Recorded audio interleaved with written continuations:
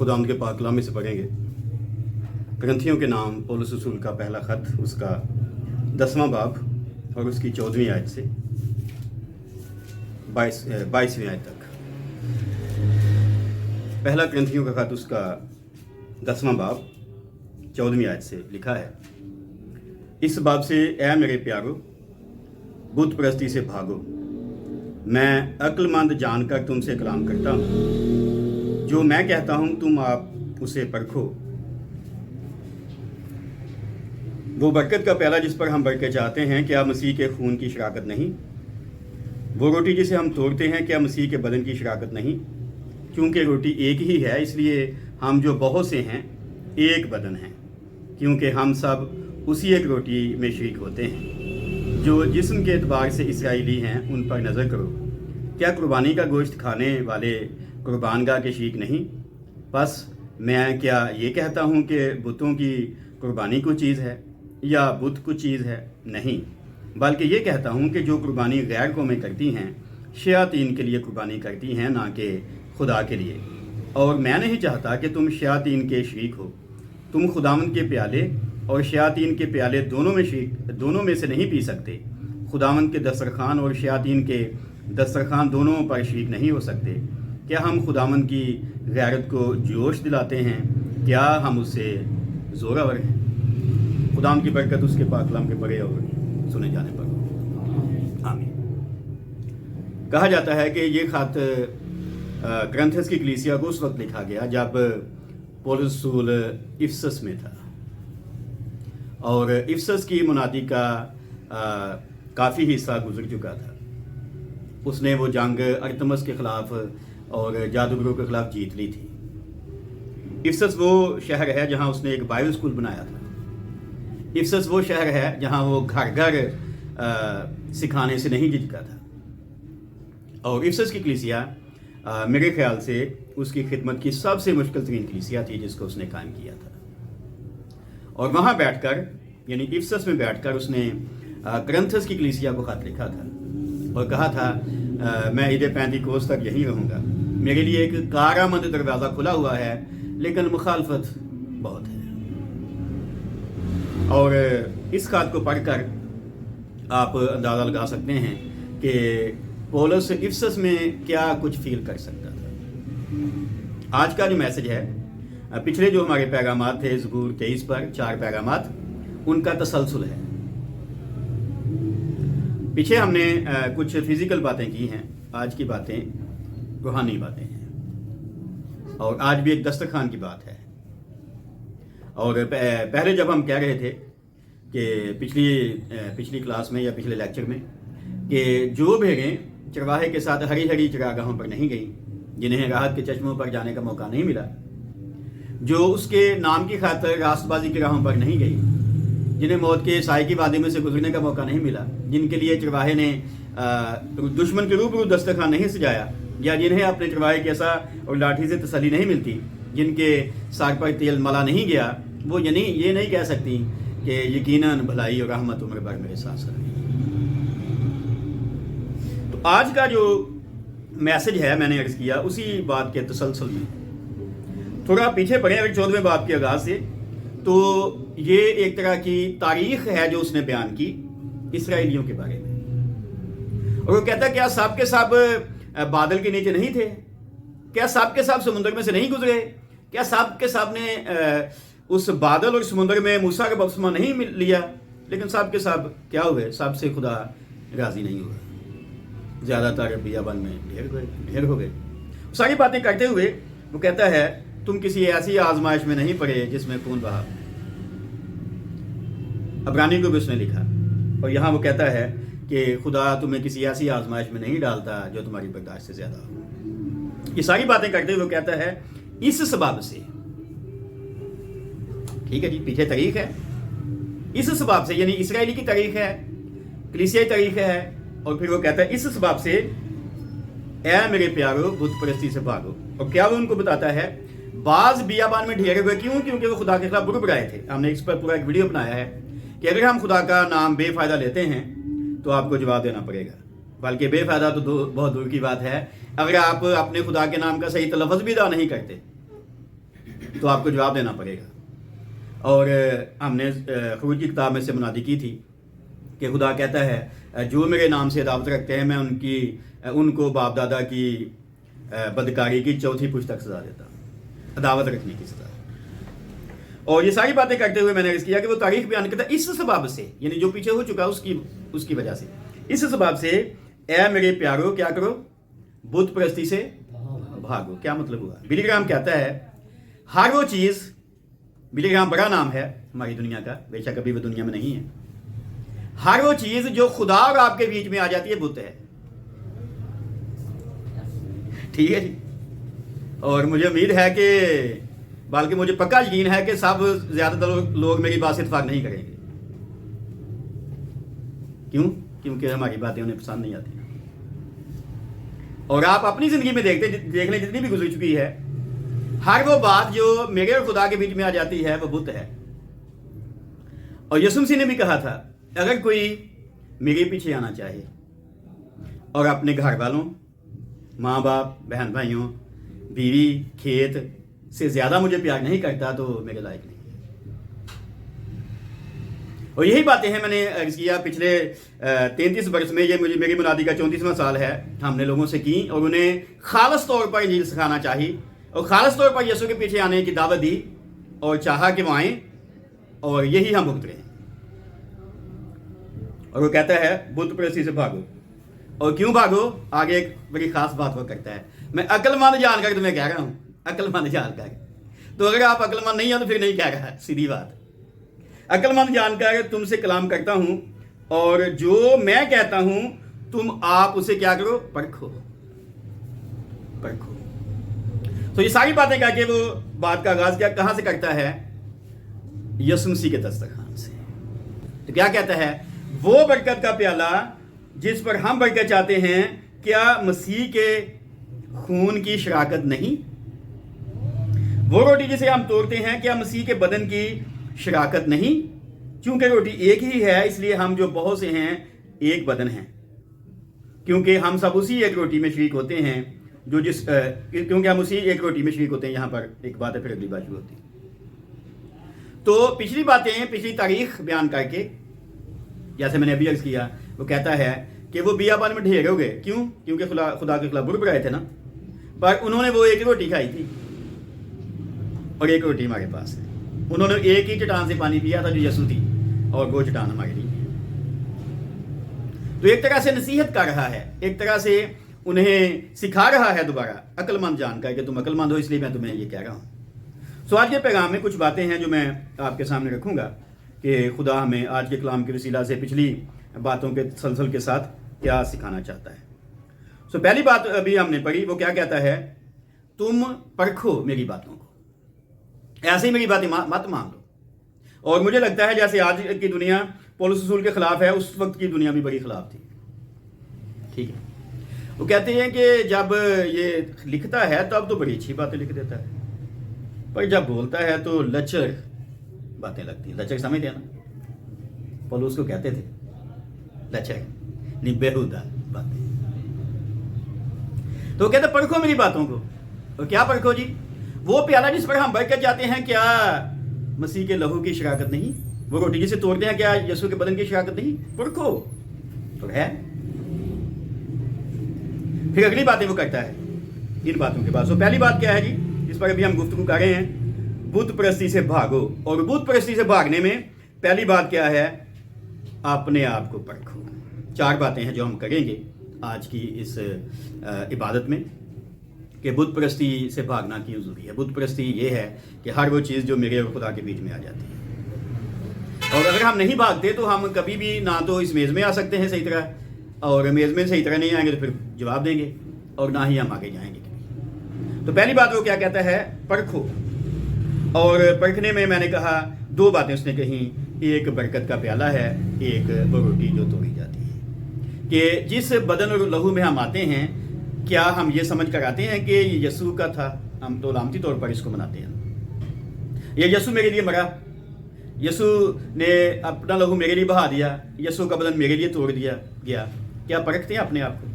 जैसे एक बार हमने मुनादी करते हुए कहा था, इसी करते हुए खत में भी लिखा है کہ جب ہم اس میں شریک ہوتے ہیں تو اپنے آپ کو پرکھیں، کیونکہ اگر کوئی نام مناسب طور پر اس میں آ جائے گا تو پھر اسے جواب دینا پڑے گا۔ اور وہ کہتا ہے اس لیے تم میں سے بہت سے بیمار ہیں، بہت سے کمزور ہیں، بہت سے مر گئے ہیں، کیونکہ تم پرکھ کر اس پیالے میں روٹی میں شریک نہیں ہوئے۔ سو بت پرستی سے بھاگنے میں پہلی بات کیا ہے جی؟ اپنے آپ کو پرکھو۔ اور دوسری بات کیا ہے؟ یہ اگلی آیت میں لکھی ہوئی ہے، دیکھیں 18ویں آیت۔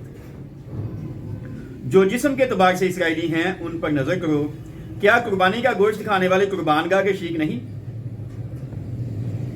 اگلی بات آتی ہے، پرکھو کیا؟ پہلی بات کیا ہے؟ اپنے آپ کو پرکھو جو میں کہہ رہا ہوں۔ دوسری بات اسرائیلیوں کی طرف توجہ دلائی گئی ہے، اور ابھی میں نے شروع میں عرض کیا اسرائیلیوں کی بات کہہ کے وہ یہ کہہ رہا ہے اس سبب سے،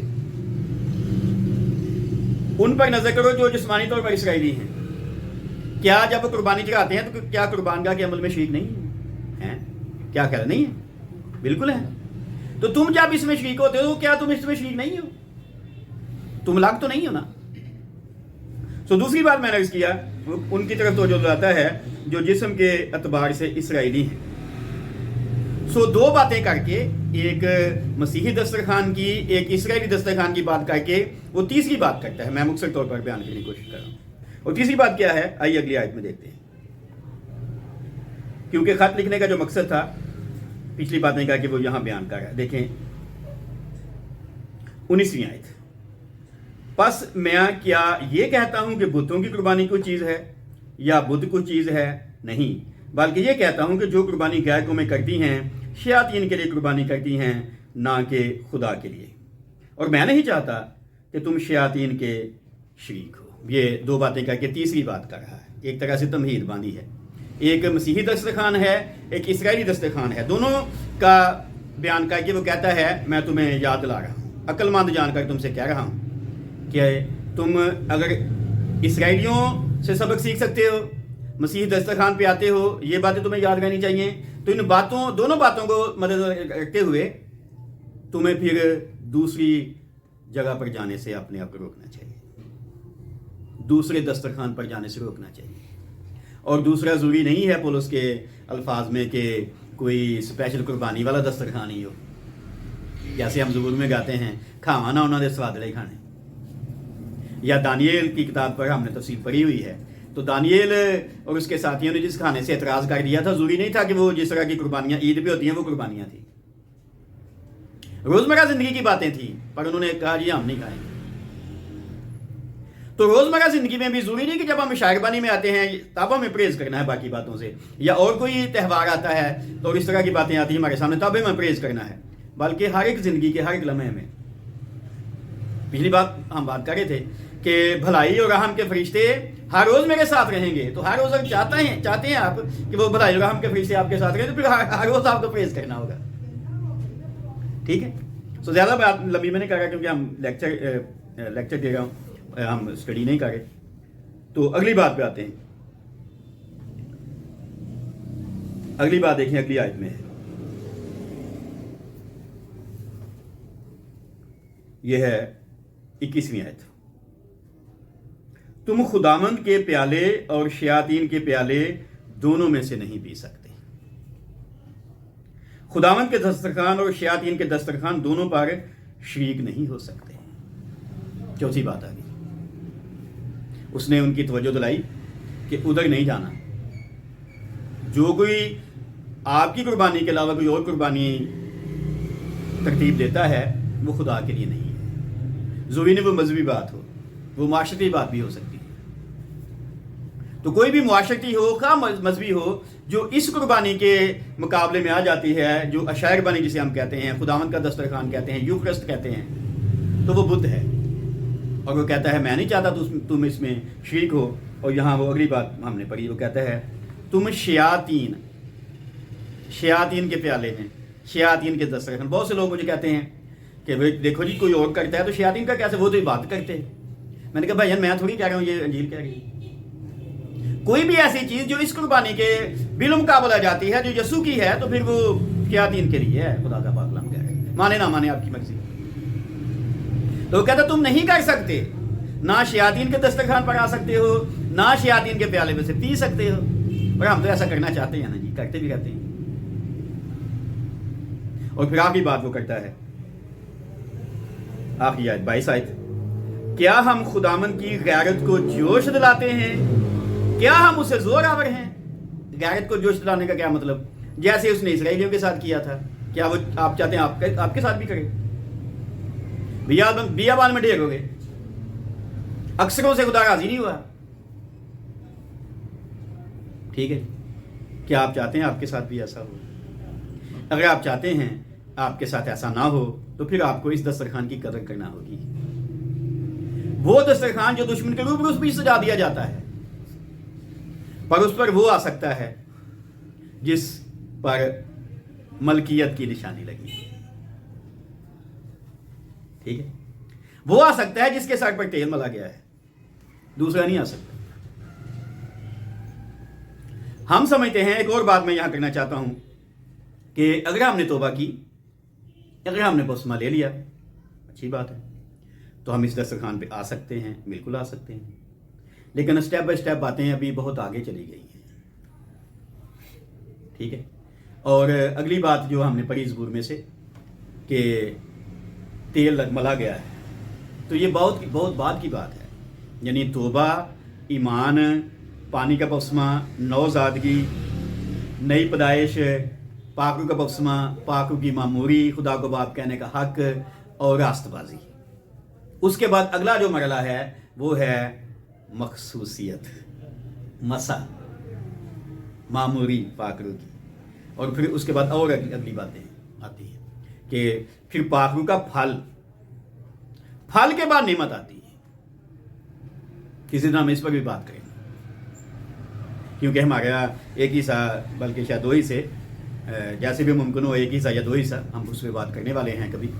ज़बूर 1 पर हम अभी बाकी है, हमने ज़बूर 1 का एक ही हिस्सा भी पढ़ा हुआ है, बाकी हमारे लिए पूरा ज़बूर बाकी है, जिस पर हम बाद में बात करेंगे, तरतीब में जब टाइम आएगा तब बात करेंगे।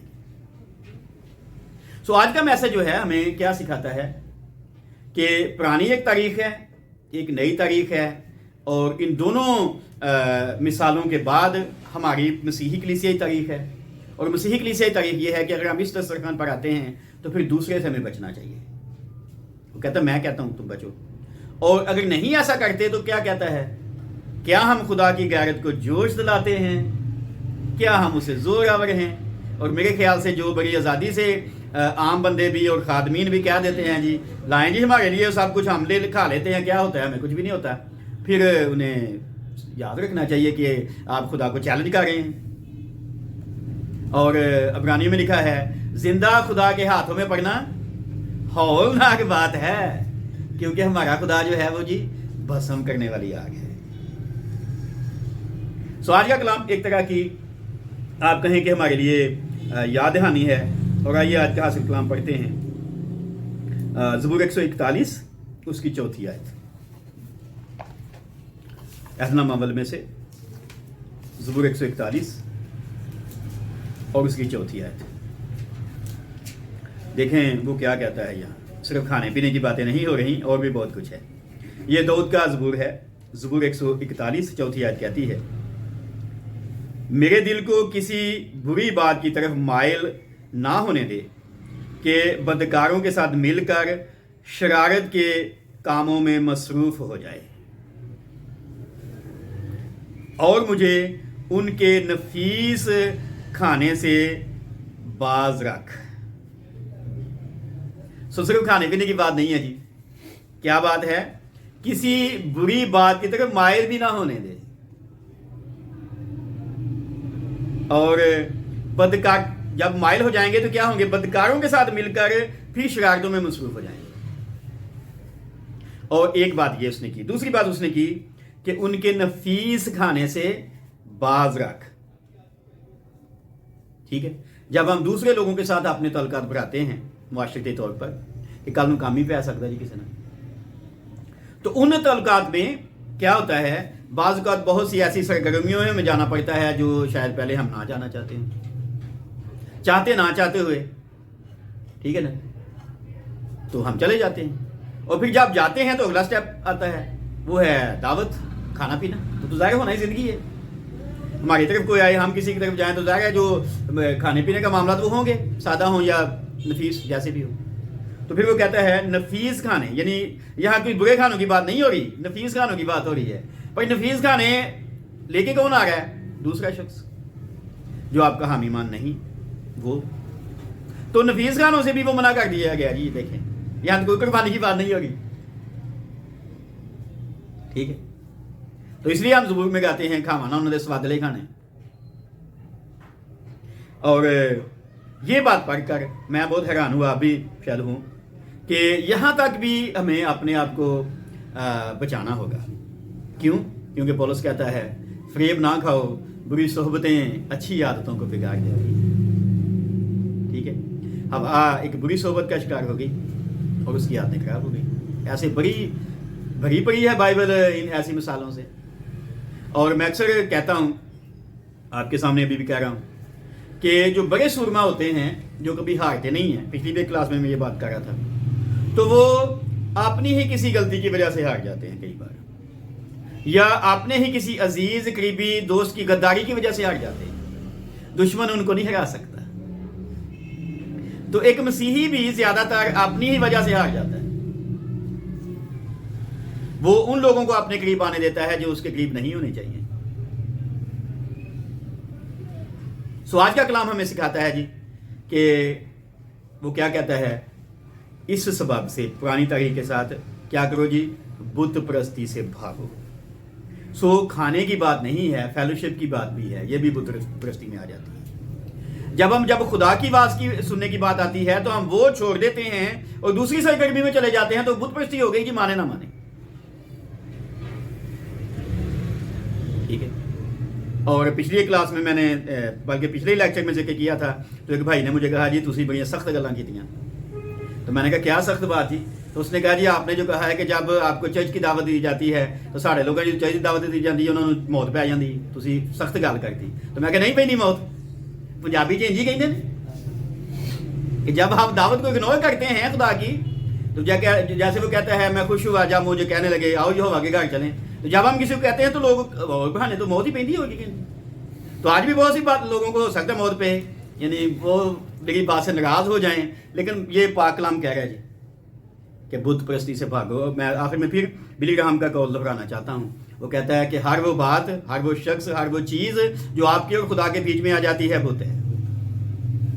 سو خدا ہمیں توفیق دے کہ اگر ہمارے لیے اچھا دسترخوان سجایا جاتا ہے، ہر کسی کے لیے نہیں سجایا جاتا، یاد رکھیں. اور میں چیلنج کے ساتھ یہاں کہہ رہا ہوں، اگر خدا ہمارے لیے سب کچھ کر رہا ہے تو ہمیں اس کی قدر کرنی چاہیے. کیونکہ خدا جب یہ دسترخوان لپیٹ دیتا ہے نا، کہ کچھ وقت کے بعد یہ آسمان بھی لپیٹ دیا جائے گا، تو جب خدا دسترخوان لپیٹ دیتا ہے نا، تو آپ کو پتہ نہیں ہے پھر واپس نہیں آتا. تو ہمیں پتہ ہے کہ ہم کن مشکلات سے دو چار ہو کر دسترخوان سے جاتے رہتے ہیں.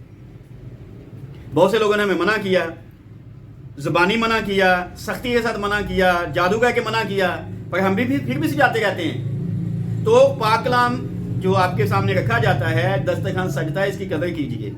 کل کو نہیں سجے گا تو پھر آپ کو اندازہ ہو جائے گا کہ اس کی کیا اہمیت ہوتی ہے. کیونکہ یہ دشمن کے روبرو دسترخوان سجایا جاتا ہے. اور جب چرواہا دشمن کے روبرو بھیڑوں کے لیے دسترخوان سجاتا ہے تو چرواہا جانتا ہے کہ یہ کتنا آسان ہے، کتنا مشکل ہے. بھیڑ نہیں جانتے.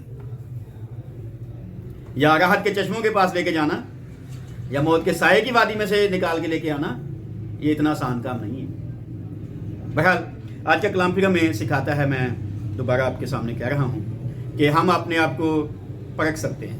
آج کا کلام ہمارے لیے ہے، سب کچھ ہمارے لیے ہے، پر ہم کہاں ہیں. مجھے ایک دفعہ پھر میں یہ ذکر کر رہا ہوں، پہلے بھی میں نے کیا کہ کلوی چرچ میں جب اتوار کو شاعر بانی کی میٹنگ ہوتی تھی، تو جب شاعر بانی تقسیم ہم کر رہے ہوتے تھے تو اس دوران کچھ زبور اور کچھ گیت گاتے تھے.